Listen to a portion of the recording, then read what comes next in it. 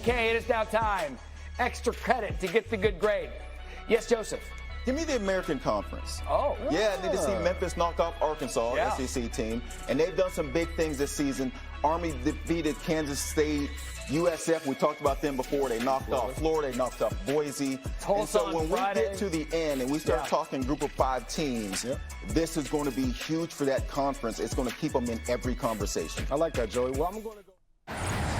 Whether it's ESPN College Football Live, Ross Dellinger on Twitter, or the entire college football world, the American Conference is the center of attention. The non-conference slate going in favor of the American across the board. 2 more power wins this week and a big-time week in week 4 of the college football season as we welcome you into Studio A in All-American here going into week 5 alongside head of American officials, Maria Trivelpiece. I'm Kyle Youmans. So glad you're with us. It was an incredible week across the board, Maria, and so much to break down. It was an incredible week, and I know you referenced my shirt looking like a head official, but it's just because you don't know style, clearly. So wow, we will address that on later episodes of All-American, but the one thing that we need to address today is that the American is finally being talked about. Still not enough, but putting the world on notice, the American Conference. Absolutely, and she left her whistle at home, but she still brings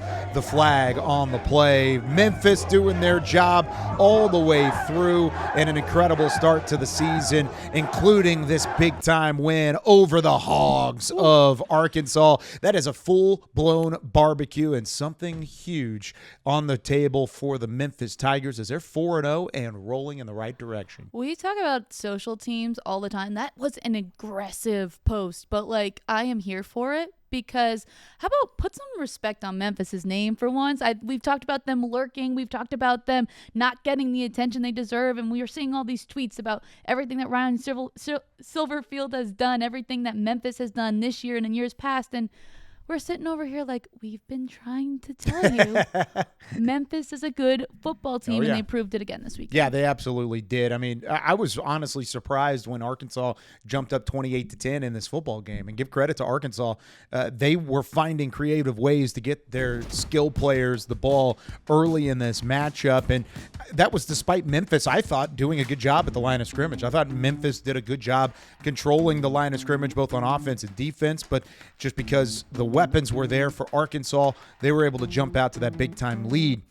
But again, Memphis, they're always lurking. We've said it over and over again on this show, and they showed it again down the stretch. Memphis lurking and wanting to get in the right direction. I just think this was a big-time game for the Memphis Tigers to show on a national stage that they are indeed a team that needs to be talked about more often. And honestly, I think Brendan Lewis at the quarterback position needs to be talked about more often as well. Well, I think it was a big question mark is who's going to replace Seth Hennigan. And I think my favorite thing about Brendan Lewis is that he is not trying to be Seth Hennigan. He is trying to be the best version of Brendan Lewis because he can throw the ball, right? And that's what Seth Hennigan was very good at. But Brendan Lewis can run the ball, and that rushing attack is what helped Memphis beat Arkansas. And I think you talk about the rushing attack, and it wasn't just Brendan Lewis. Of course, you have Sutton Smith doing what he's doing. We talked about it at the beginning of the first episode. Before the season even started, Maria, they are a tough duo on the ground. And when Brendan Lewis can throw the ball as effectively as he did, 15 for 30 through the air, 199 yards, had a touchdown, did have an interception, but he also added 103 yards on the ground with 2 rushing touchdowns. You pair that with the big playability of Sutton Smith, then all of a sudden Memphis is a dual-headed backfield that you just cannot defend on an easy note, and that's how they worked their way back in the ball game. They stuck to their cues. They let their defense do some work, and then once that defense found a rhythm, it allowed guys like Smith and Lewis to do their job. Well, I think that they're just a complete football team right now, and we're seeing that even against top opponents. You talk about that offense with Lewis and Smith, and then the defense. I think for me, the reason Memphis was able to stay in this game is that anytime Arkansas had an opportunity for a big play, Memphis responded with either a takeaway or just a big tackle. And I think that that's what helped the Tigers in those moments where they were down, they were able to stay in it because the defense kept them in it, and then they could have the big plays on the offensive side of the ball that ultimately led to them winning this game. That PI no call, the pass interference call that was actually on Arkansas at the end of the first half, that was a Memphis touchdown, and they had the push off one way or the other. That was the biggest turning points because, one, it gave Memphis points going into the break, and two, it gave them all sorts of momentum, and Arkansas was never the same after that point. It was the largest comeback since coming back from 21 points down against UCF back in October of 2020, and the largest come from behind victory by any FBS team here in the 2025 season, down by those 18 points. And of course, Army almost had a 21-point comeback in conference play. We'll get to that later on. But Memphis is one of those 6 teams in the conference that have an opportunity to really do something special now that the non-conference slate is over. And I want to talk a little bit about the non-conference slate and how the American took advantage of their opportunities. Yes, it was all about the wins in terms of non-conference play and in terms of the power conferences as well. But you look at their record, 6-11 against Power 4 schools / Notre Dame. We'll keep that in mind. That's better than the Mountain West, better than the ACC, better than the Sun Belt, the MAC, Conference USA, and they had more wins against Power 4 opponents in non-conference play than the Big Ten was as well. Only the SEC and the Big 12 had more and had a better winning percentage across the board. So with all that being said, the American has shown yet again that they deserve to be on the national stage, and it starts with teams like Memphis, starts with teams like South Florida, who had a couple ranked wins, Tulane, who had some big wins over power foes. North Texas is up there now too. East Carolina's doing some things at a high level. There are some really good teams in this conference, and I think Memphis, at the moment, they are given the biggest percentage of an opportunity to go to the college football playoff. They may be the best team talent-wise in the conference too. I don't think I can disagree with the numbers. Well, they took advantage of their opportunities in the non-conference games, and that's what we talked about coming into this season, is how were American teams going to fare against those non-conference opponents and set themselves up as they get into conference play. Because here's the thing, the American Conference is going to be a gauntlet. We already saw a couple teams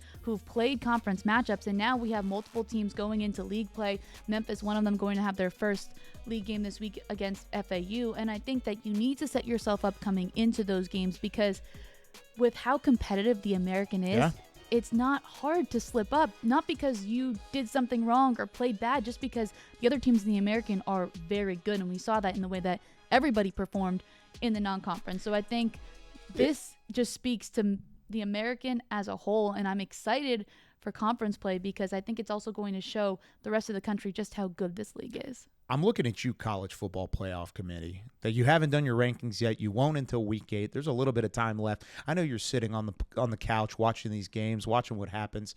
I just want you to remember all of these wins, all of this play from Memphis and Tulane and Tulsa and South Florida and North Texas and the different games that have been played throughout the conference. The American is going to be tough because it is wide open at this point in time. There are going to be some cannibalism between teams when conference play begins. Remember how good they were in the non-conference when you try and write off a couple of those teams. This is the best non-power school or non-power conference in the country, and it's not even close. Memphis has 8 straight wins against FBS teams, and they've played against power competition as well. Just remember this. Remember this moment. And remember games like Tulsa taking down Oklahoma State as well. Trey Lamb in his first season as a team that was on the back half of the American in 2024, taking down the Big 12 Oklahoma State.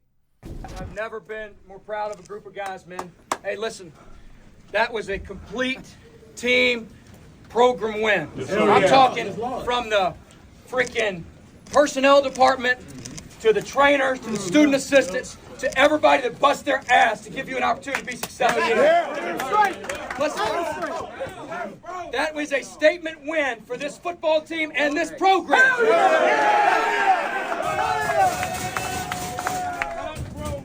The greatest lesson we can learn for this is playing one play at a time. Yes, sir. And not looking at scoreboards. All right, we don't scoreboard watch in this program. We play one play and then play the next one and the next one. And we're going to play longer and harder than everybody else. I am so proud of this team, this organization. I've never been more proud as a coach. I hope you've never been more proud as a player. I am tired of being on the second page of the paper.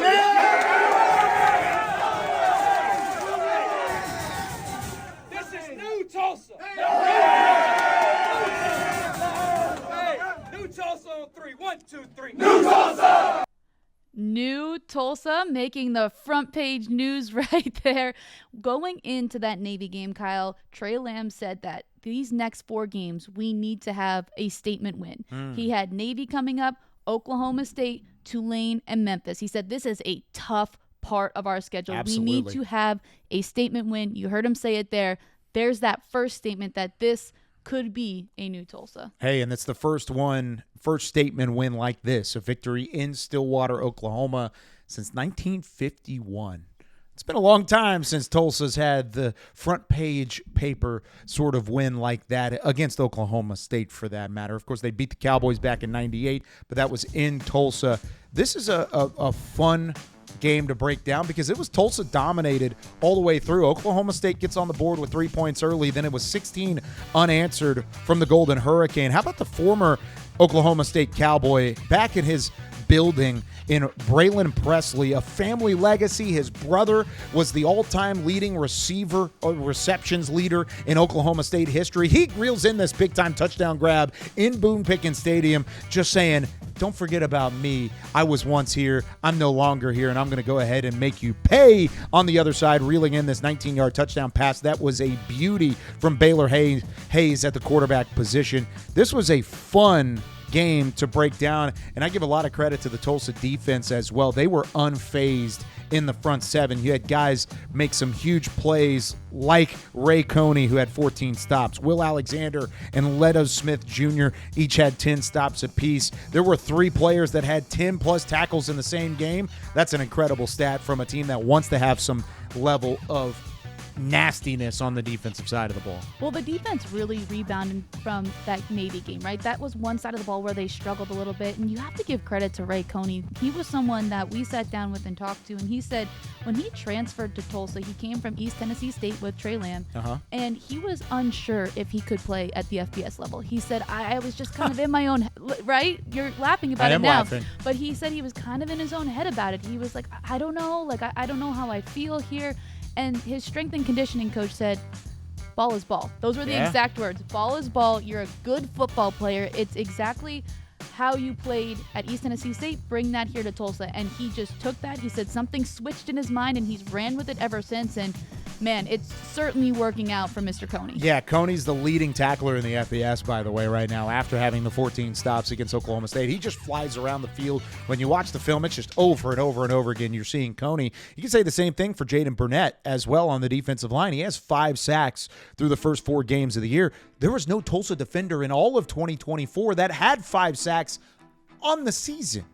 It's been that long since Tulsa has had a collective defensive unit have as much success as they've had here early in the season. And that doesn't even count the quarterback play from Baylor Hayes and what he's done. How about 23 of 36 passing, 219 yards. He had a touchdown through the air, had 23 rushing yards on 7 attempts as well. His counterpart in the backfield, Dominic Richardson, who we've talked about on this show many times before, had 31 carries, had 146 rushing yards, and he set a career high in carries against his former team as well. So there are a lot of fun things in this matchup. Baylor Hayes has been a storyline, though, filling in at the quarterback position, the injury up front for Trey Francis. All of a sudden, Hayes looks like he could possibly be the guy after what he's done. Well, Trey Lamb told us that Baylor Hayes just has what you need to be a good quarterback. And he said it's just that little bit of swagger, that little bit of, not arrogance, but he just doesn't really get too stressed out. And he said to us going into the Navy game, because it was going to be his first start in a Tulsa uniform, look, he's going to make some mistakes tonight, right? So, but he's also not afraid to take risks, and that's what Lamb likes about him so much. And you see he's starting to get a little bit more comfortable, starting to play with even more confidence. But even in that start against Navy, he didn't look like he feared anything. And he's still really young, and I'm just really excited to see what he can continue to do. I think one thing that stood out to me about Baylor Hayes was that he's just always wanted to be a quarterback. Lamb shared this story with us that when he was at ETSU as a true freshman, he'd come in every morning when it was still dark outside, right? And he would just go through walkthroughs every single day, running through the plays. Now, he wasn't going to play, and he was just doing all this work when nobody was watching, and now it's paying off here. And by the way, misspoke. It's Kirk Francis. Trey Francis is actually a good friend of mine who works out in Abilene at a TV station out there. Salute, Trey. But when it comes to Kirk Francis, there's still going to be a question when he comes back because of the experience, because of the talent level. But just the way that Hayes has been playing here, you never want to give up your spot, and you never want to lose your spot due to injury. But because of what he's shown, it's going to be a conversation, and it will continue to be a conversation going into this matchup against Tulane. The Tulane Green Wave are a better football team than Oklahoma State. Let me state that right now. And I think Trey Lamb knows that. I think the Tulsa Goldne Hurricane know that. They got their one-statement win over those 4 games. But they've got a chance at another one. Tulane coming off of the loss against Ole Miss this past weekend where they did not play their brand of football in a national setting and in a big opportunity to make a statement against the Ole Miss ball club. You've got Tulane coming in. You've got Tulsa playing out of their mind against Oklahoma State, getting the win as well. Do you see this as the real test? The real test overall, looking at how these two teams are going to match up in conference play. When you say like real test for Tulsa or real test for Tulane? For both teams. For both teams. Yeah. It's weird to even say it that way. Right. So my point was going to be, if you would have told me coming into the season that I'd be incredibly excited to watch Tulsa and Tulane, I don't think that would have been on my bingo card. And that's not a knock at Tulsa. It's just based on what they've done in the past and in the last couple of years. Them and Tulane in the same sentence didn't seem like it would be as close of a matchup that I think it could be. Yeah. I think that this Tulsa team, they still need a couple more pieces, right? I don't think everything is completely fixed. They had the bad loss to New Mexico State, but I think that they are playing with some swagger right now, and that's something that you said as well, is that Trey Lamb brings this swagger that I think they believe that they can step on the field with anybody and give them a game. Now, Tulane, on the other hand, is coming off a bad loss, and so I think, does Tulane get angry and take it out on Tulsa? Those are the kind of puzzle pieces I think we're playing with, and because of that, I am so excited to watch this football game because it's a team that's playing with a lot of confidence and swagger. They just got their statement win versus a team that should be one of the best in the American who just fell. And so it's that anger versus that confidence, and I'm like, oh my goodness, I am circling this one with a bold Sharpie to tune into this weekend. Remember, there was a big win last year at H.A. Chapman Stadium there in Tulsa, the 46-45 win for Tulsa over UTSA that we didn't really see coming. It was their only conference win of the year last year.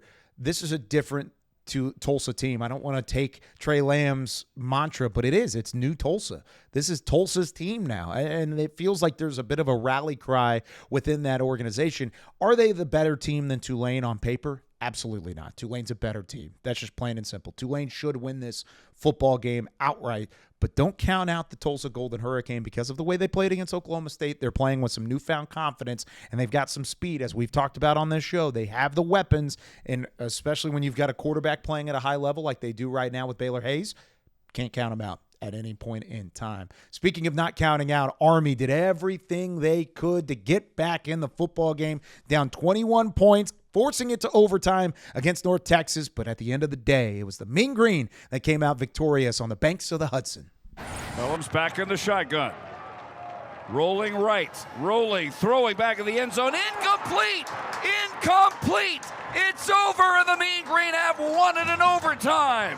They have knocked off Army 45-38. They are celebrating in the end zone at Mikey Stadium. They hold on and knock off the Black Knights of the Hudson. 4-0, Hank.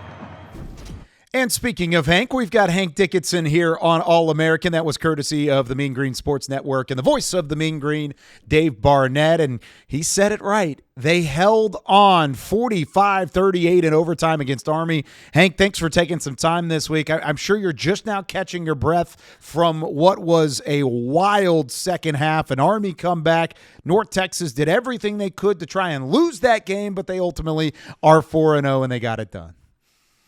Yeah, winning on the road is hard, right? So it was really the tale of 3 games in one. The first half, it was all North Texas setting the tempo, creating turnovers, capitalizing. I mean, really, everything was going the Mean Green way. Second half, Army got back to Army football, and they just rob you of the clock, and big mistakes in the last 4 minutes allowed that to be a game that could have been done in regulation. But the proud thing is 2 road wins, both of them in overtime. That's not easy to do, and Michie Stadium's not an easy place to escape. So consider it an escape and a great 4-0 start. And against 2 different powers in terms of the group of 5 and some of those teams. And Western Michigan was the first overtime win back in week 2, and then to do it again against the Black Knights of the Hudson and the Army Black Knights up there. I thought the biggest thing for me, and we'll talk more about Army and the comeback in the coming moments, but the way that North Texas started was about as good of a game as they've played. And this is coming off of a 59-10 beatdown of Washington State a week ago. The fact that they jumped out 21-0, they forced the early turnovers and then capitalized on those turnovers, that showed just what North Texas can be and the ceiling that they've shown throughout the early weeks of the season. What do you remember most about the way they started this matchup on the road? Well, I think the big difference, it's a very improved defense in so many categories, but the biggest thing that's eye-popping is North Texas leads the nation in forcing turnovers. We were fairly pedestrian at that last year, but 10 turnovers forced, 9 converted into scores, 8 of those touchdowns.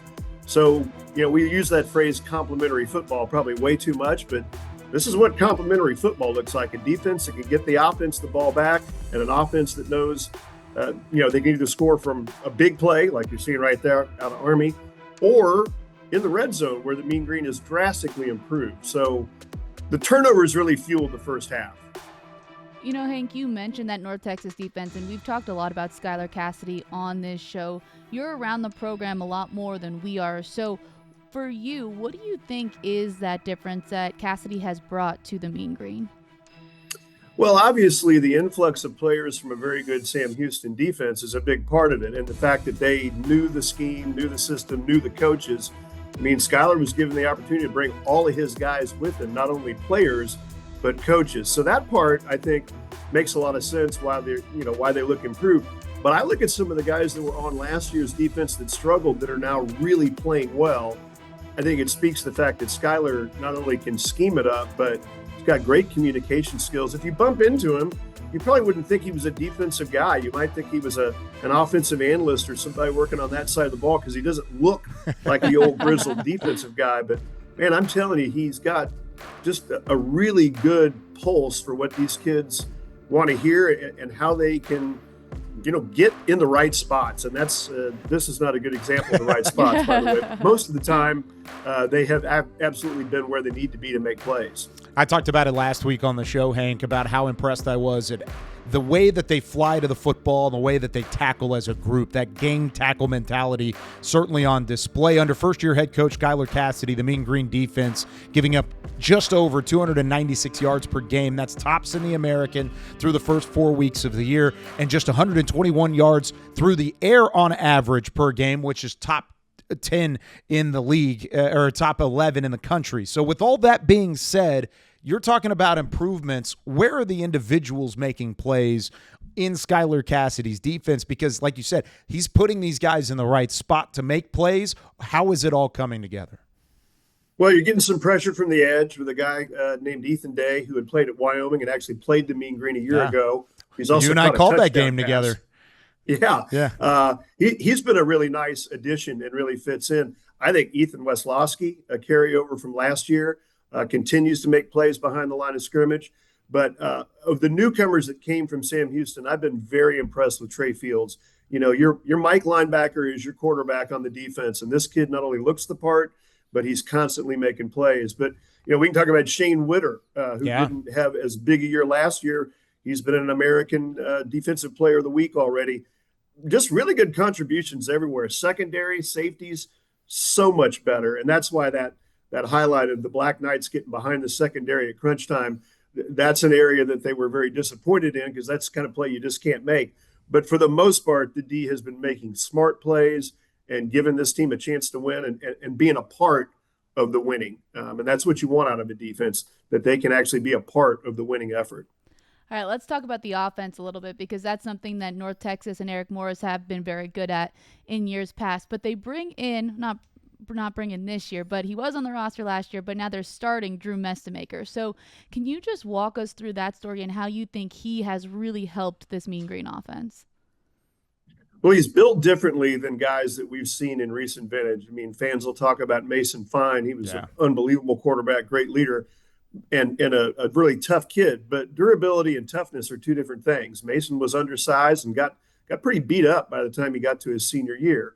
And then you have Chandler Morris, Chandler Rogers. Again, not big, thick bodies, good quarterbacks for sure, but probably not the kind of guys that can really stand in the pocket. Drew can stand in the pocket, has great pocket presence, and then if there's an ability to run, he's happy to do it, but he's not out there running for his life. He runs with purpose when he does take off. And what I've loved about him is just when the pocket is clean, his efficiency rating is out of the roof. But even when the pocket's not clean, he's yet to throw an interception. So he's playing smart football. He's helping this team get through tough times because he's just he's the epitome of efficient. And I think the fact that he's finally got the reins of a program, he hadn't had that opportunity since 9th grade. So here he is in charge, and I think the locker room really reacts favorable to him. And he's got good backups. If something did happen to him, it's not an empty room back there. But, man, he's been a pleasure to watch so far. How has his grasp of the offense grown? Because Eric Morris has been known to have a complex scheme, but it makes it easy on a quarterback. It feels like he's running that offense, running that scheme very confidently through these first couple weeks. Yeah, Kyle, I know you pay attention to these things. He's really good at the underneath routes. Yeah. I mean, if it's a 10 to 19-yard route, he's completed 25 passes in that. So he mixes it up to 17 different receivers already. That's a very much an Eric Morris offense. But he's hitting the soft spots in the defense with regularity. So he may chuck off one or two or three times, but, man, he's just been dead on in terms of getting the ball where there's a little bit of room to create. And then these are pretty gifted receivers. They're good at yards after the catch, and that's helping his stats. He also has a pretty gifted true freshman running back as well, where he doesn't even have to throw this very far. He just gets the turn and hand it off to a guy named Caleb Hawkins. True freshman, one of the highest rated recruits that North Texas has been able to have from a skill position standpoint over the last few years. He lives up to the expectations with those 4 rushing touchdowns against Army. How has he continued to take a step forward in his first year? Well, he's a really gifted guy in the red zone. When you're down there, and last year the Mean Green struggled to score in the red zone. This year, not the case at all. But he's a big physical guy. And here's what I'll tell you. I mean, I'm a huge fan of his position coach, Patrick Cobbs. I think he's easily the best overall player I've watched at North Texas. And Pat and I had lunch before the season started, and he just told me, I love this kid out of Shawnee, Oklahoma. And I'm guessing now that I watch Caleb run the ball, Pat probably sees some of himself in Caleb because he's able to disappear sometimes, come out the other side, but he's also not afraid for initial contact. And you just look at the way he's running. He's getting a good line surge, no doubt, but he's falling forward on every play, and 4 touchdowns at Army. For a freshman, he's no longer a secret. And again, an American Player of the Week. So welcome to the fray, Caleb Hawkins. He's going to get a lot more touches. And I love the fact that Patrick Cobbs, I'm right there on the same page as you. I think he's a great coach. But he said, I love this kid out of Shawnee, Oklahoma. Patrick Cobbs is from Shawnee, Oklahoma, so he's had a close eye on Hawkins all the way through his entire career. And like you said, maybe he sees a little bit in himself.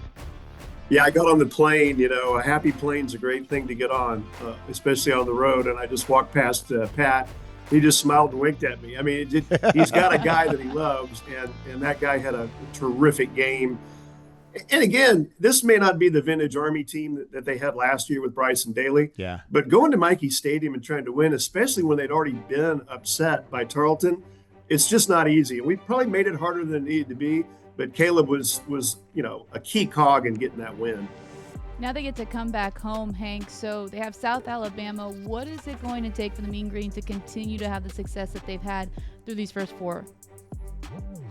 That's a great question. I think stay off social media. Don't read your press clippings because, frankly, when you look at South Al, it's the quintessential trap game. You've got an open week coming up afterwards. Everyone's starting to talk about receiving votes, and I think the big thing here is just, ignore all of that noise and know that every win is hard to get. And while Applewhite's team has struggled maybe on paper. Well, they played a very respectable game against Tulane, who we all know is a really good team. I thought their score against Auburn, frankly, knowing what that's like to have to go and play those games, wasn't bad. So they're not cooking on all burners, and they're going to come in here kind of desperate to get a win, and you just cannot take your foot off the gas. If you're North Texas, you've been dominant at home. You've had a lot of success at home. Just do what you've been doing and don't worry about all the other expectations. North Texas has outscored their opponents at home 110-10 through their first two home matchups at DATQ Stadium. At some point, there will be a challenge in Denton. They call it the Denton Desert there because of a graphic that was posted by Washington State, but I like it. I think it's fun. It's quirky. Gets the fans riled up. I think it's going to be a great crowd on Saturday, as it should be. Nationally televised game again on ESPNU. Hank will be on the call for the Mean Green Sports Network. Hank, thanks so much for taking some time joining us here on All-American. Can't wait to listen to you this weekend. We'll see you around there, too. I may pop in the building on Saturday for that one. Please do. Thank you all. Appreciate all your coverage. Hank Dickenson from the Mean Green Sports Network joining us here on All-American. North Texas outscoring their opponents by 27 points per game. Good for top 20 in the FBS right now. And he talked about receiving votes. They have 2 AP top 25 votes. First time since September 23rd of 2018 that North Texas has had votes in the AP top 25. So moving in the right direction, getting it done despite maybe a kerfuffled second half against the Army Black Knights. That's an SAT word. Thank kerfuffled. you. I like the word kerfuffle. Army would call it a kerfuffle as well. Let's talk about the Black Knights side of that matchup. And I want to give a lot of credit to Jeff Monken and the Army Black Knights because of 2 reasons. One, they never quit in this football game. Down 21-0. You never expect Army to quit. That was about as close as they could have come to quitting, and they did not. Instead, reason number 2, I give credit, they took advantage of almost every single Mean Green mistake. And Hank pointed out there were multiple mistakes from North Texas. Army took blatant advantage of it. That's how it worked into overtime, tied at 38. And then in overtime, they just couldn't make that final play. If Dwayne Coleman doesn't go down going into overtime, Maria, this may have been a completely different storyline going out of there. Well, I think for Army, they're so close, right? They're right where they want to be, but they need to finally get over that finish line. And I agree with you. I think the biggest thing for me in this game with the Black Knights was the way that they did not quit, because they're a good football team, right? Yeah. They just need to figure out how to put those pieces together. And I think capitalizing on mistakes is a big first step, because the key for Army, and you heard Hank talk about it as well, is their time of possession, right? Like once they get the football, they're going to figure out ways to keep it. And that's how they beat a lot of teams last year. Now they had Bryson Daly. They don't have that this year, but I think there's good pieces there. How are they going to put it together? I think if you're Army, you're disappointed, right? You lost this game, but I think there's also some positives to take out of it that shows you, hey, we can still compete with the top teams. I'm calling North Texas one of the top teams in the American right now. I think that's safe to say. You're right. They're undefeated. I mean, this is their first conference game. They've been missing a defense. They have one. Yes, exactly. Here it is. So I'm calling them that right now. I think Army, this is a good moment for them. Not good moment. They lost. But they could take good things from this moment moving forward. It sounds like Maria's trying to make moral victories out of this Army loss. Listen. There are no such things as moral victories. I know, but there was some good in this game. And you can agree with me that there was some good in this game. Let's talk about it. Dwayne Coleman was a good thing because Hellam struggled early. The turnovers started to piece together.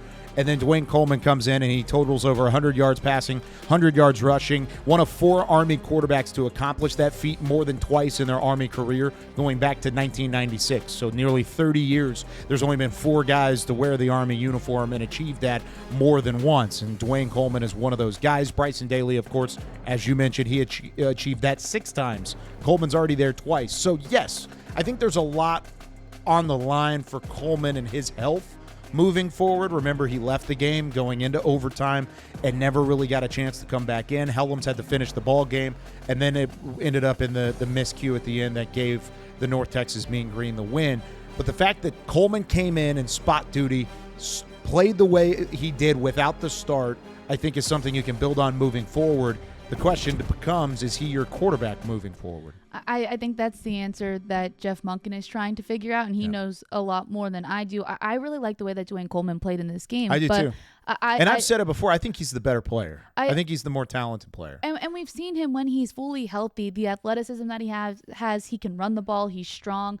I think he has good leadership qualities as well. Yeah. That's not to say anything against Kale Kale Helms because he did a great job in that Kansas State game when they came back and won that one as well. And so I think that if Dwayne Coleman can stay healthy and be consistent, that's going to help Army because, like you said, he was great in that game. But the big question is, can he? Yeah. And if he can't, can Kale Helms step up? And I think Jeff Monken's trying to figure that out as well. It's just what Hank said a couple moments ago when talking about North Texas and some of the quarterbacks of the past. There's a difference between durability and availability, right? And toughness. Because you can be as tough of a player as possible, but if you continue to get injured, there's a difference between being injured and hurt at the same time.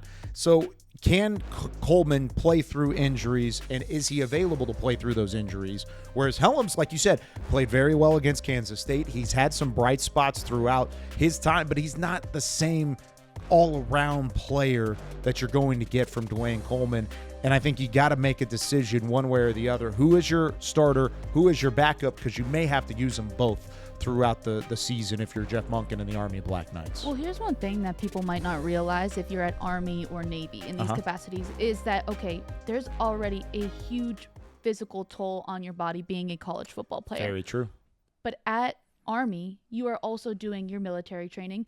A lot of your classes are centered around physical activity. A lot of cadet athletes have to do combat classes. Now, a lot of them schedule it usually when they're not in season, but they're literally involving themselves in physical combat. There's all these other extra physical elements. So you can be tough. You can be a durable player as well. Too, yeah. But you're not only durable when you're at football, you're durable in your classes. You're durable on the weekends. And your schedule. Yes, it's insane. So I think that is one of the things that can help and also hurt athletes at Army because you have to constantly be involved in physical activity that is already really difficult as a football player. So that's one thing that worries me a little bit with Dwayne Coleman or just anybody attending. Now, listen, Bryson Daly did it last year. They've been doing this for years. Those athletes know what they're getting into when they get to Army. But it is one thing that you kind of have to think about when you have somebody who's battling injuries and you're looking for a healthy quarterback. There's a lot of respect within that organization and within that program. And when you look at West Point and you look at what they did last year,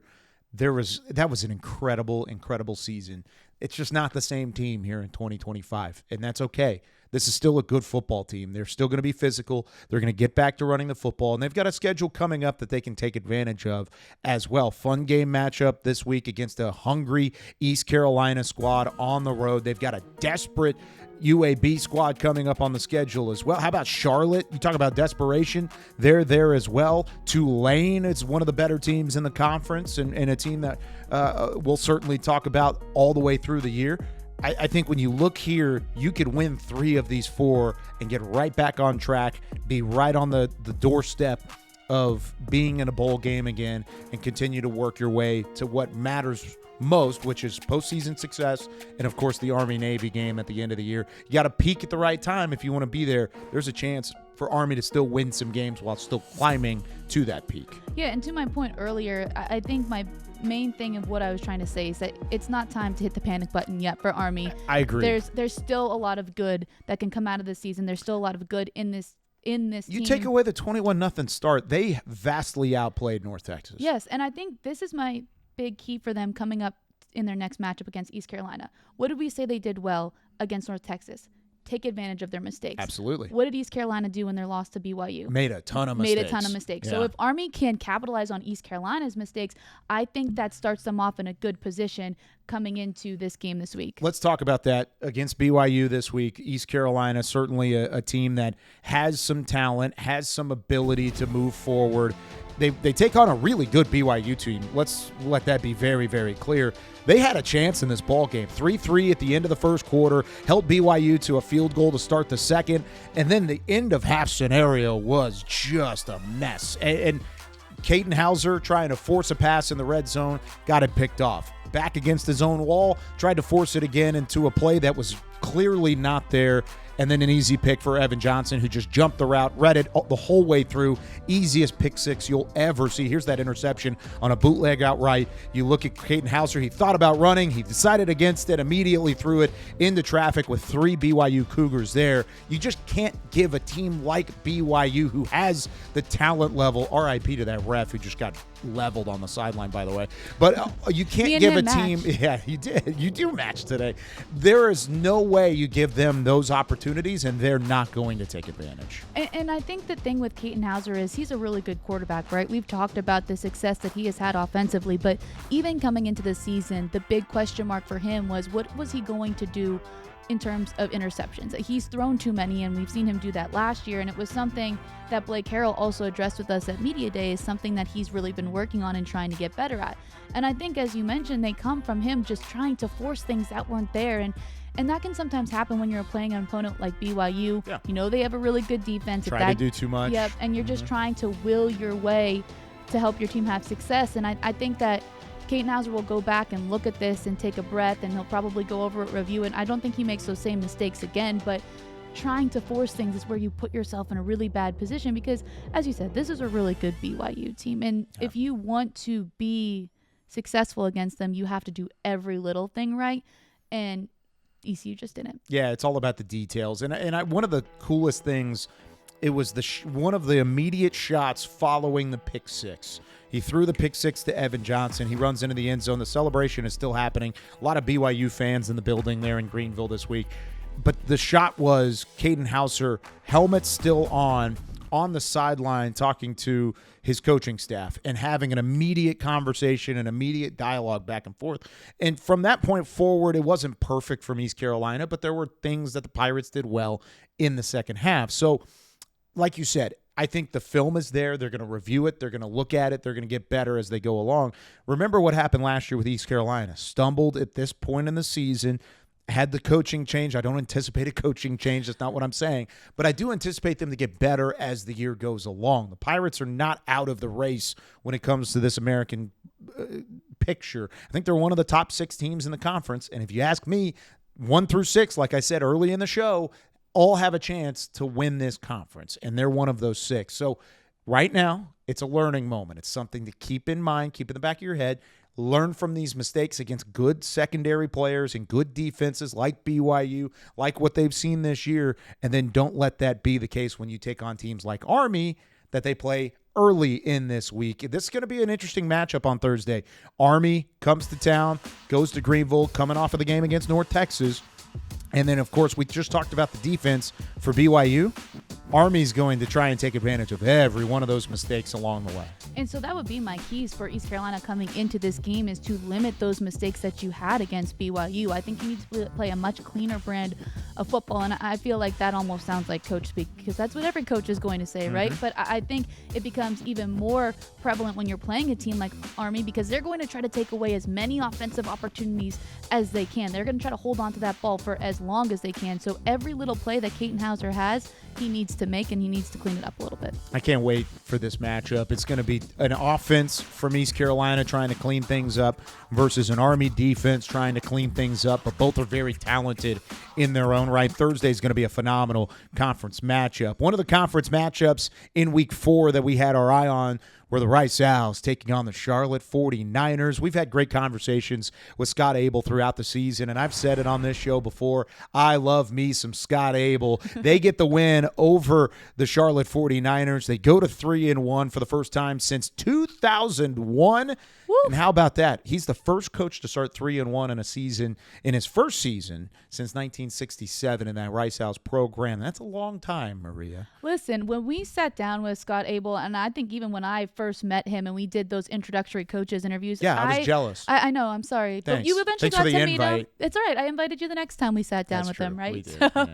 But I think from that first time that I had a chance to talk with him, I was impressed, because I was like, this man just knows how to win. And I was like, ball coach. He is. And I was like, I don't know if he's going to win immediately at Rice. It's going to take a little time. He proved me wrong. It's a tough place to win. It is. Just plain and simple, it's a tough place to win at times, because they have so many different priorities with the academic side and how highly vaulted an academic school that is. But he, like you said, he's proven people wrong early on. But here's why, I think, is because he knows how to get his players to buy in. I think the thing that impressed me most when we did that game, Kyle, was sitting down with Chase Jenkins and the way that he immediately could recite everything that Scott Abel tells his players, right? You talk about that we mantra. You talk about the way that he wants to run the option. And Chase Jenkins, from the moment Scott Abel called him and was like, hey, we want to transition you back to quarterback, he was like, all right, let's go. Let's do it. He has his son, Porter Abel, working with the quarterbacks, helping him teach that option. And I think that, listen, you get a little bit of that early success. Even when you start playing teams that maybe are a bit better than you, you're going to believe that you can stay in those games, that you can beat teams. And I think that that's what you're seeing with Rice and Scott Abel and what he's doing there. You're telling me that they have a smart quarterback at Rice University? Right. Why is that the least shocking thing you could ever tell me? They're always smart at Rice University. Here's the thing about Chase Jenkins is, over time, it's going to take a little bit for him to confidently run that option offense, because it is different than what he's been doing, and he went from quarterback to wide receiver back to quarterback. So there's that history there for Jenkins. This was by far the most confident he's looked running the offense, and he did so efficiently throughout the game. He didn't get rattled when Charlotte did a nice job in the first quarter, second quarter of shutting down Rice. Didn't budge. Kept at it, kept with the game plan. The Rice defense did their job too. Give credit to Andrew Alway, who was named an American Conference honorable mention this week. He had a career-high 11 tackles in the matchup as well. They let the defense do their thing, and then they let the offense wear and tear against the 49ers defense all the way through. I thought the jump pass on the touchdown play from the goal line, where they were running, and then they went to Drayden Dickman, the tight end, over the top with the touchdown. I loved that play call. That's when I looked up, and I was like, man, Scott Abel's in his bag. He is getting deep into the playbook. They're opening that thing up for Chase Jenkins, and Chase Jenkins is running it with some confidence. I'm excited to see what they do getting into this conference schedule, because now they're 1-0 in conference play. Of course, their only loss of the year was the game that you and I were at against Houston, a team that is also undefeated in the 25 season out of the Big 12, who's had some big wins against teams like Colorado already, who's getting into the meat of their Big 12 schedule. They're still undefeated. That's the only team Rice has lost to. I don't think we can write off the Rice Owls as a competitive team in this conference quite yet. Well, even when you talk about the defense, right, against Charlotte, how about the defense in the first half against Houston? Did their job. They did their job. The only reason that game started to break open was because of the former Rice Owl, Dean Connors, opening it up with a touchdown. So we talk a lot about the Rice offense, but that defense did look good against Charlotte as well. Speaking of the Rice offense, we're about to have a battle of the option offenses. Oh. It's the Sling T versus the Rice Owls. I got to come up with a nickname. Yeah, we need some ideas. So if anybody would like to offer us some ideas of what we can call Rice's version of the option, please let us know. Please put it in the comments. Because Sling T is really cool for Navy. We got to find something just as cool for Rice. Yes. So please let us know what we should call it if anybody has any ideas. Kyle and I can't brainstorm right now, but let's talk about that matchup. Yeah, Navy and Rice is going to take 2 hours. This is going to be the quickest game of all time. Whoever is calling that game is going to... ESPN's going to try and throw in some extra commercials here and there. CBS Sports Network or whatever's on, they're going to just throw in some extra commercials. See, if it's CBS Sports Network... Oh, it is CBS Sports Network this week because it's at Navy. Yep. So since it is a Navy ball game, then they're used to this. They understand. But to factor in the fact that you'll see both teams running that option is going to be really interesting. But if there's anybody that knows how to defend the option, it's who?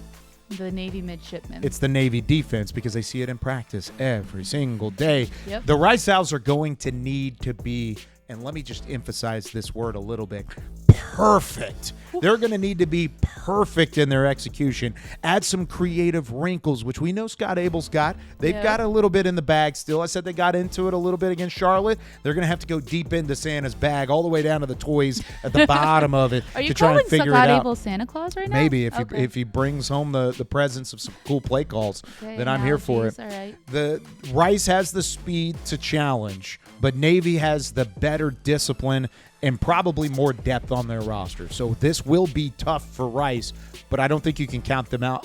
I don't think this is an impossible matchup to win for the Rice Owls. No, I don't think it is either. I think the thing that would worry me if I was Rice is the Navy offense, just because of how much veteran leadership is on that offense. Yeah. When Navy played Tulsa, Tulsa, as we talked about, jumped out to an early lead, but Blake Horvath and Eli Heidenreich and Alex Teska, they have just been running this for so long. They work together so well.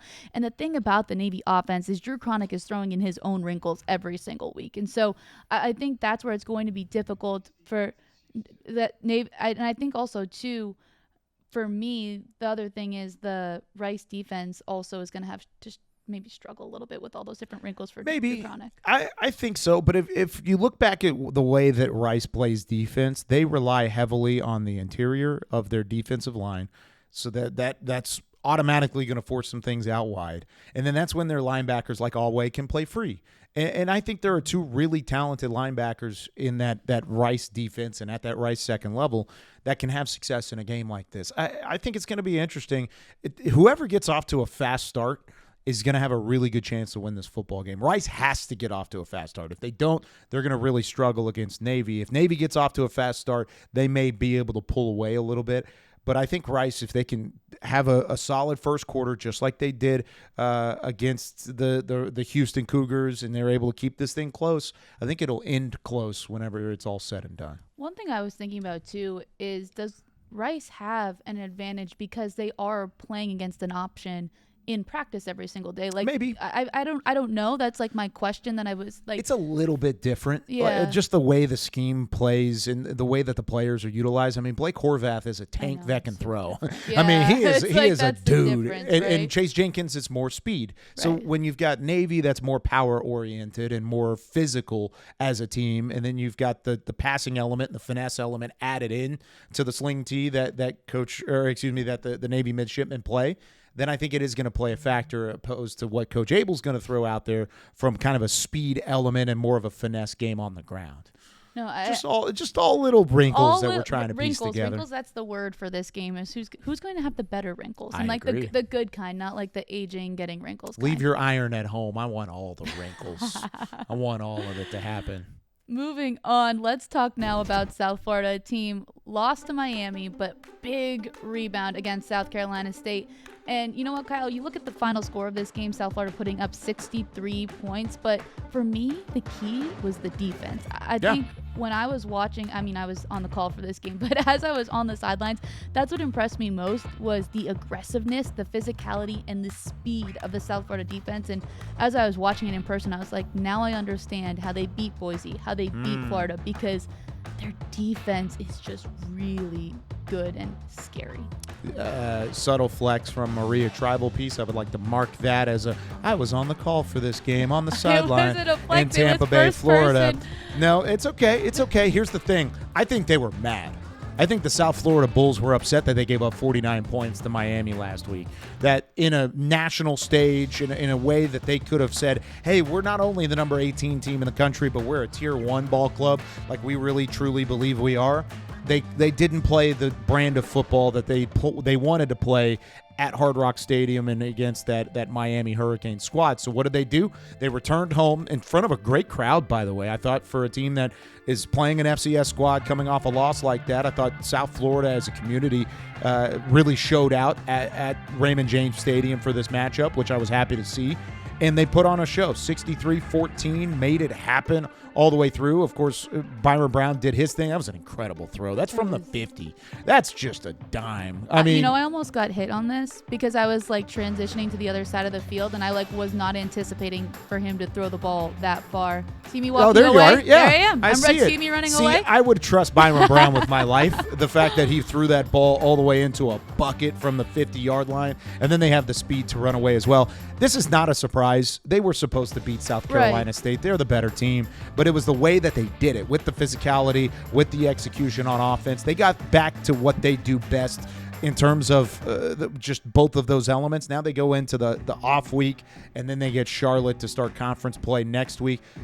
Keep an eye on South Florida. Everything and all of their goals still very much so on the table for them throughout the 25 season. I really liked what Alex Golesh told us leading up to this game, and it was that he wants his team to be so process-oriented. And I know Morgan alluded to it when we had her on the show a few weeks ago. And again, it sounds like coach speak, but the way that he wanted to manifest itself within his program is that when they lose to Miami, It's okay, this is what we did wrong, this is what we need to fix, but hey, coach, let's now forget about Miami and get back to what our process is and tackle South Carolina State. And you saw that. They took care of the business as they were supposed to. I think this bye week is really important for them. They had some rough contests those first 3 weeks. Yeah. Get your bodies right, get ready for Charlotte, and I think South Florida, again, as you said, everything right in front of them. One thing that was really interesting in this game was the time of possession. Usually you want to win the time of possession battle. But 8 seconds touchdown, 9 yeah, seconds but when touchdown. you're scoring as quickly as South Florida did in this game, here's the final possession.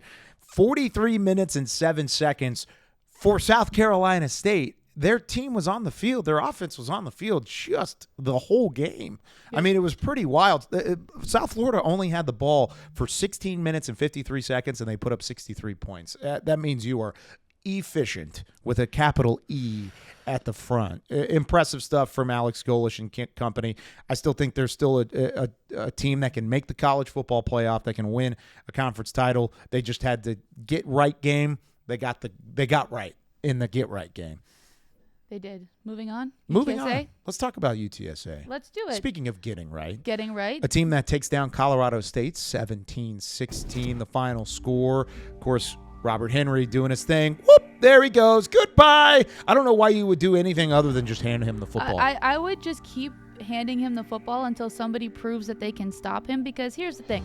He's incredibly physical, so even if he has people in front of him, he's just going to push them out of the way. And his speed and acceleration, it's not only just the first step speed, it's the way that he just continues to get faster as he runs down the field. Look, he even looks back, he says, you can't catch me, I'm just going to take this ball right into the end zone. And so for UTSA, a team that struggled a little bit from the beginning, I think Robert Henry has been the saving grace here, because he's keeping them in ball games, at least giving the Roadrunners a chance. I watched this game all the way through, beginning to end, because it was right after a lot of those other great American games came to a close, and it was on that West Coast time schedule on Fox Sports 1.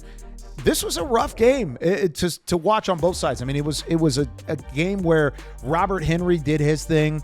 The rest of UTSA offensively just did not click. Special teams, you see the way that they had some ups and some downs. I give credit to the UTSA defense. I thought they played pretty well, other than giving Colorado State an opportunity to get back in this game. But it was not a clean game from Jeff Traylor, and he said that about it as well. He said, yes, we came out with a win, but there's a lot still to fix. Where do you start if you are trying to fix what happens with the Roadrunners moving forward? I think it really comes down to just generating better offense. I know we talked a lot about the defense, and yes, there needs to be improvements there, but that was something that I expected coming into the season. There's so many new faces on the defense for the Roadrunners, and so I think that this was their best game defensively. It was, and so that's why I'm taking it back to the offense, because Robert Henry Jr. is doing what he needs to do, running the ball, but Owen McCown, who we thought would have such an impact on this Roadrunners team, is not playing how he did at the end of the season. I agree. I'm not saying that. I think he's a very good quarterback. I think the reason UTSA turned it around in the second half of the season last year is because Owen McCown does such a good job, especially throwing the football. Yeah. But he's not doing that right now, and I want to see him come back to that level that he was once at. Yeah, he's completing just under 63% of his passes, so it's good but not great. It's not as efficient as he would want to be. 7 touchdowns, 2 interceptions. He's taken a couple sacks in those matchups. He's thrown for just under 760 yards on the season. So when you look at Owen McCown, and yes, the offense is Robert Henry Jr. right now, 624 yards, averaging, this is crazy, 9.2 yards per carry. That's yards per attempt. He is averaging 9.2 yards per carry. Good? He's got 7 touchdowns, so he has equaled the rushing touchdowns that Owen McCown has passing touchdowns to this point in the season. So, yes, it's great.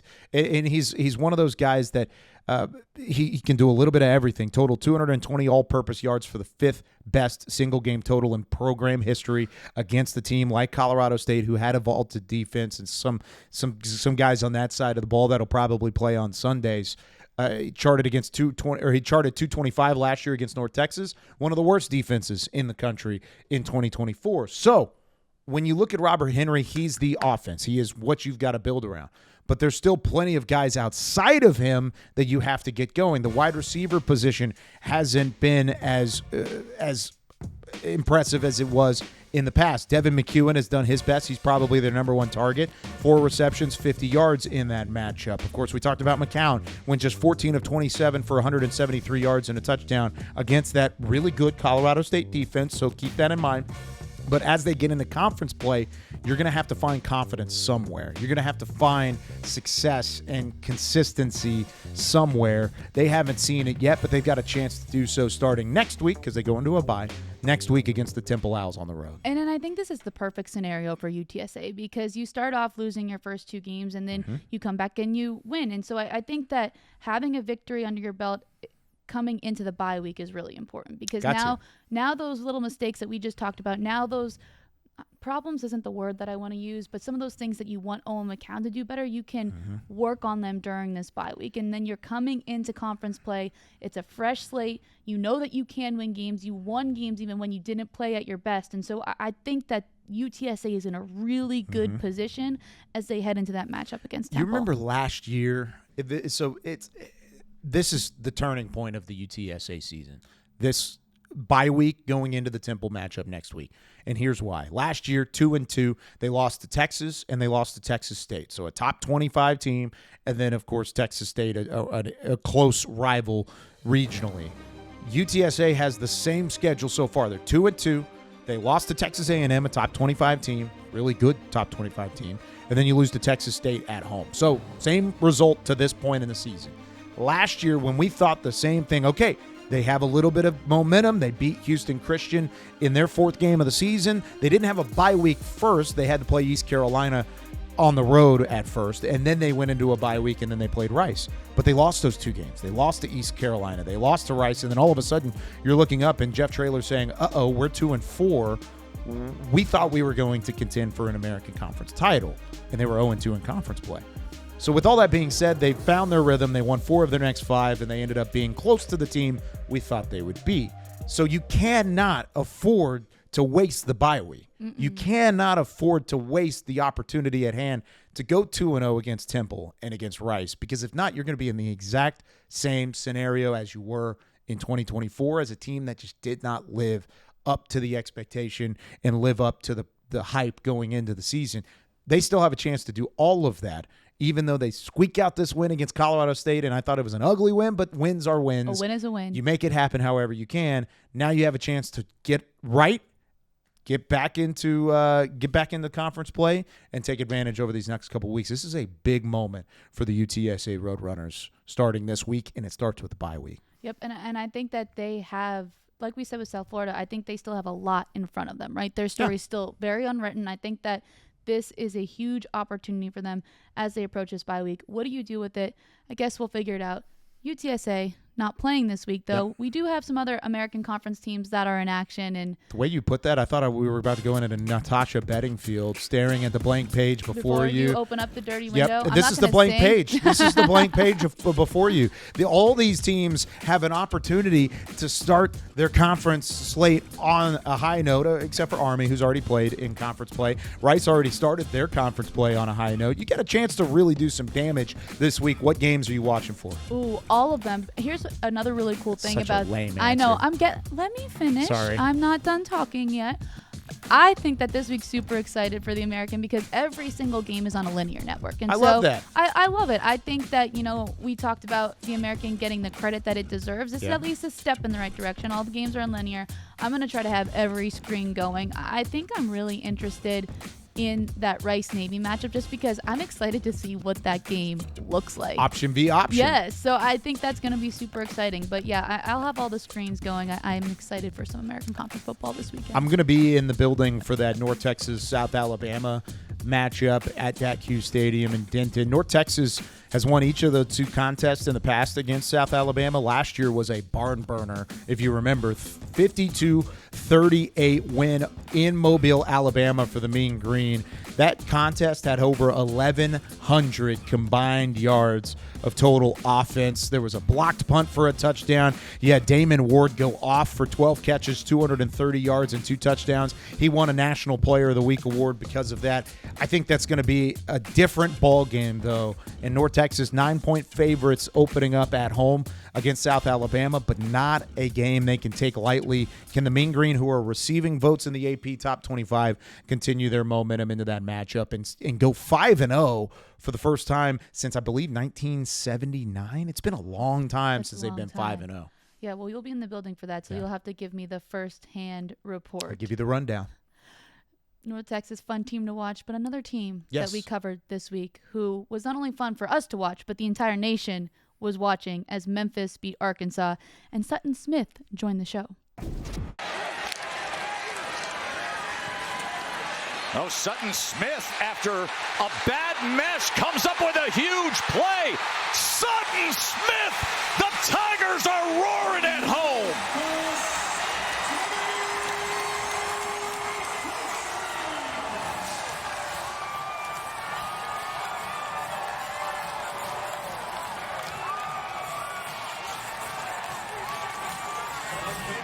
The Tigers were roaring at home, and Sutton Smith was rolling into the end zone on that one. He joins All-American now. Sutton, thank you so much for being here with us.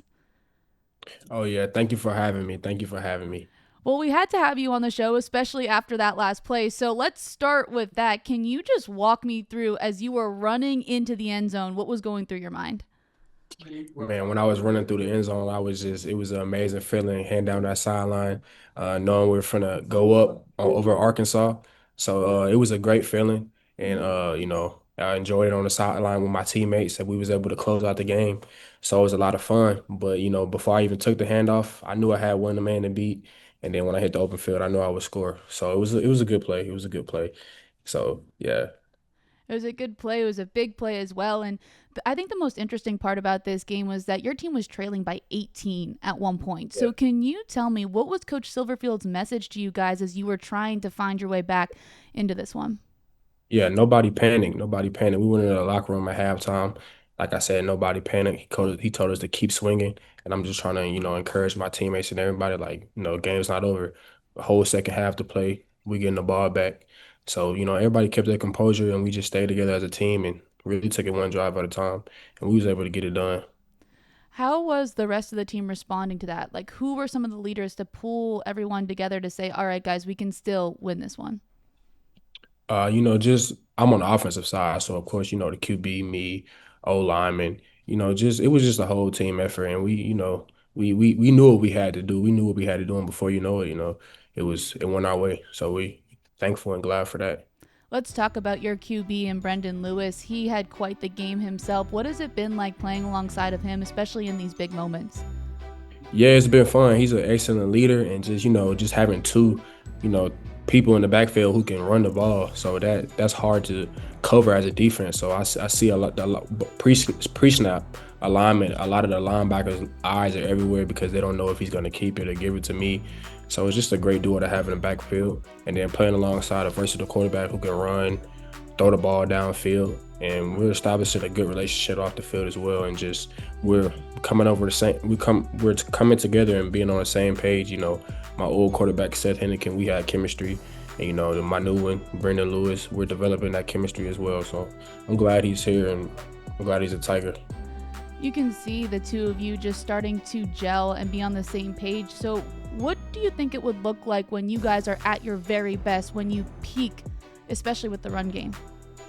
Yeah, for sure. We still got a lot of work to do, especially heading into conference play. So we're just focusing on practicing hard right now. And then, when we peak, hit mid-season form, I'm just, I'm hoping at the right time and we get some conference wins because our conference is good. So right now we're just staying humble and just every day looking forward to work, showing up early every day.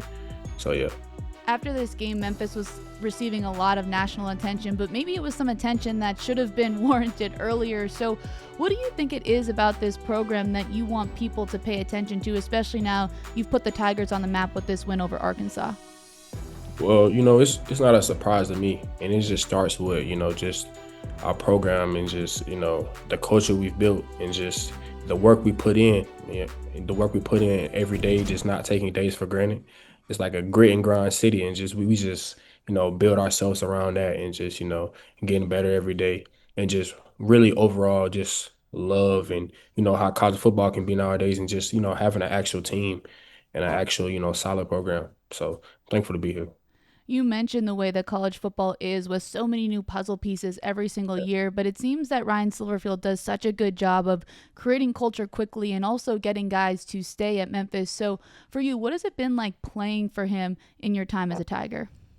And it's been really good. He's like a personable head coach. So, he's just everywhere all the time. He's calm. He's just for me, I feel like he helps me just a lot for me just, being relaxed and just playing with confidence because, I know he believes in me and, I just want to go out on the field and just, really play for him, play for the coach. A lot of people don't say that nowadays, but I know he'll run through a brick wall for me. So why not do it for him too? Well, you've certainly done a lot of things for this Memphis program, but you struggled with injury in your career. Now you've been able to come back and start having a season like you are this year. So can you talk to me a little bit about that? What has that been like getting to be back on the field? Oh yeah, just coming back after missing last year, it was just like I said like a newfound love and just a passion I developed just to work harder, go harder, just do everything I can to put myself in position to be the best I can be. I just pay a lot of attention to the details nowadays, just taking care of my body and just trying to stay available, which I will stay available. But yeah, and I just learned a lot and just learned how to become a better running back, teammate, and then I have a good coaching staff here that believes in me. So I feel good about that and want to thank God for that.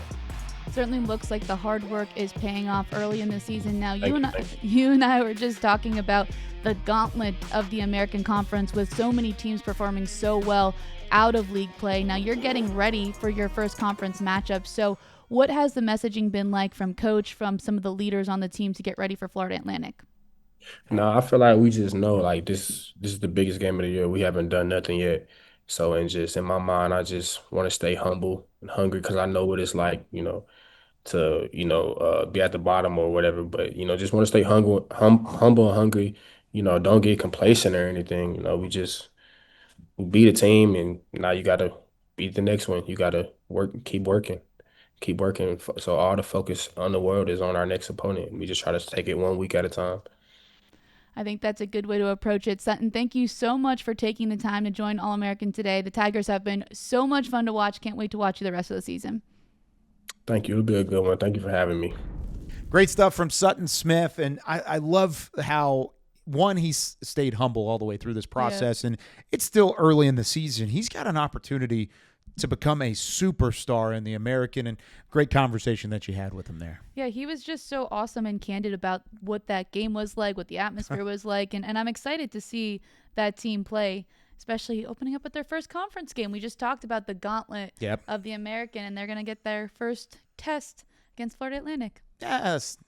Is that a test for Memphis? I meant like American test. Oh, that's fair. Right. It is their first test on the table. I would say Kitley's going to try and get that offense rolling. Their first shot in an American conference game. I like it. Yeah. It's not really a retro conference matchup, though. Of course, Florida Atlantic is one of the newer squads, but we do have some retro logos in the conference. Ooh. I'm a huge fan of retro logos. I don't know about you. I love the throwback look. I was even thinking earlier when we were breaking down South Florida, I was already thinking that they had to scrub the field and put the creamsicle up for the Tampa Bay Buccaneers the next day at Raymond James Stadium after they beat South Carolina State, because I love the throwback uniform so much, no matter what the sport is.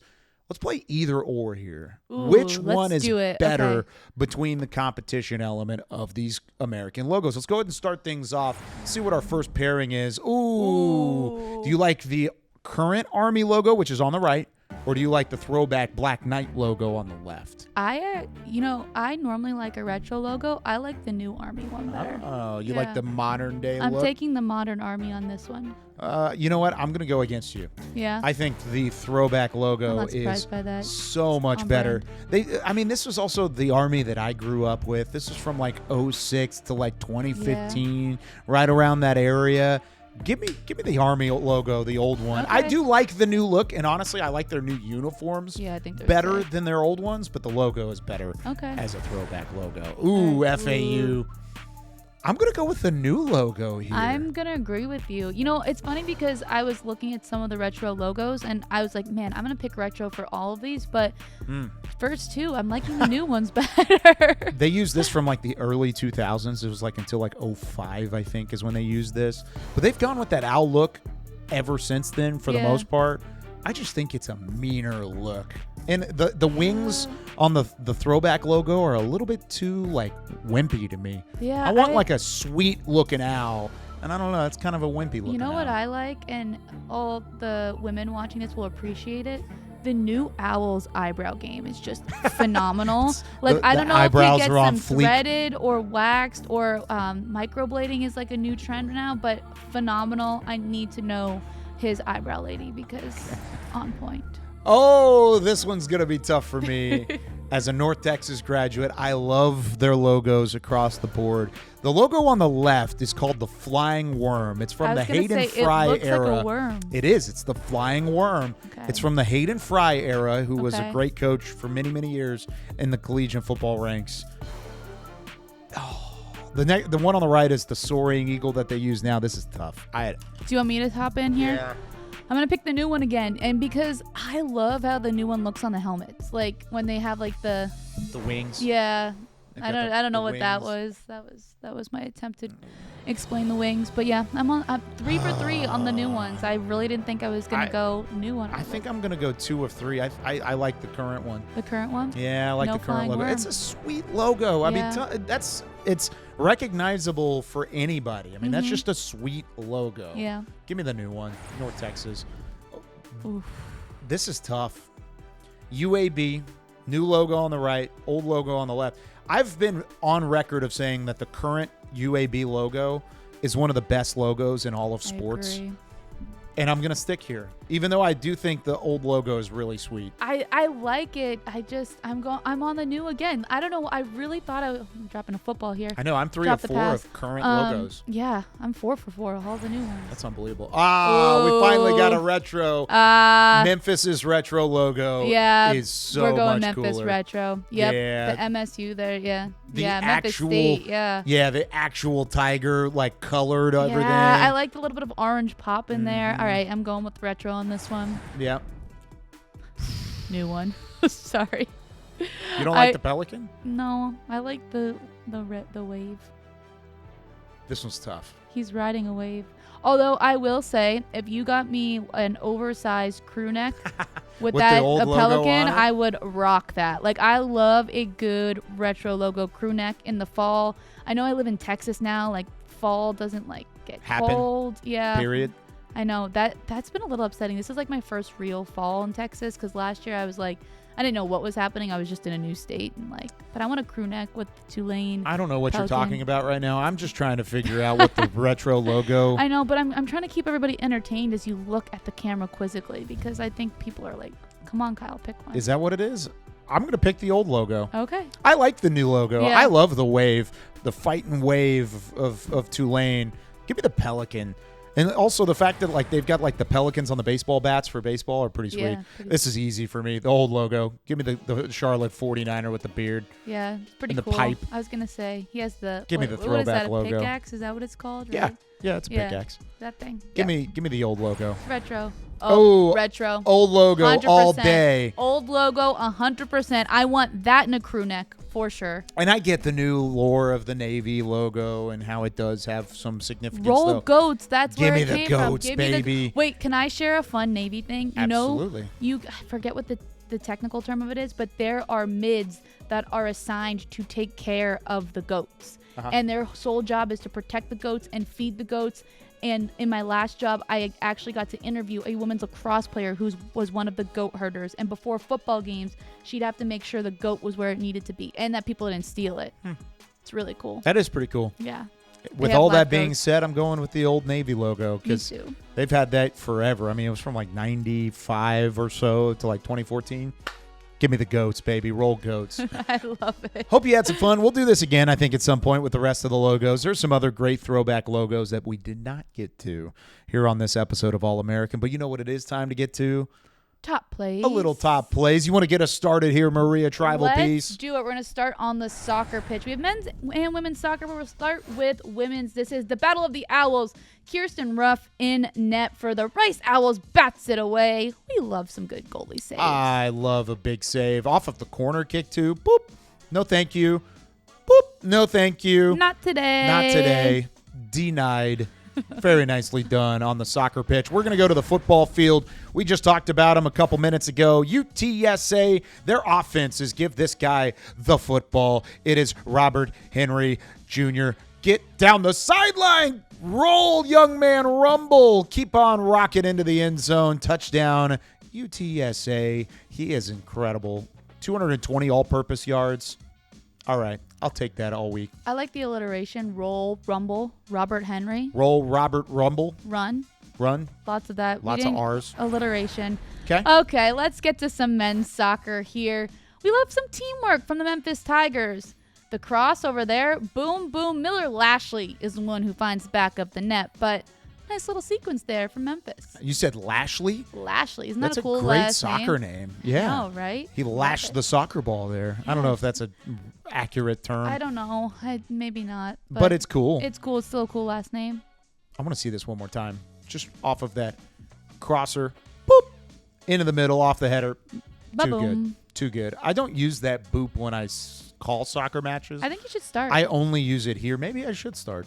Probably not. I'd probably get fired. All right, moving on to play number 2. Jalen Stokes. We've always said special teams are people too. How about special teams block? Even the camera operator couldn't catch up. Stokes with the block. It's recovered by Ashton Mosley. He returns it 4 yards for a touchdown, 4 yards for 6 points off of the block. Thank you very much, South Florida Rumbling Bulls. This was even more fun to watch live. Just right in front of me, and I was like, oh my goodness, we had 2 weeks with block punts. Yes, two from Florida Atlantic, and now we have 1 from South Florida. So the teams in Florida really know how to block some punts. You guys catch that flex again? That was the second one. I knew you were going to say flex. something. Listen, now I don't feel as bad for roasting your outfit earlier in the show. That's fair. That's fair. So we're even. Anyway, top play. Flag on the play. That's what I should have said before. But we talked to him, Mr. Sutton Smith. We've seen this play on the show already. And when you put the team on your back and take the lead over the SEC opponent, you're going to make the number 1 play on top plays. Sutton Smith. Watch the stiff arm. Boom. Oh, nope.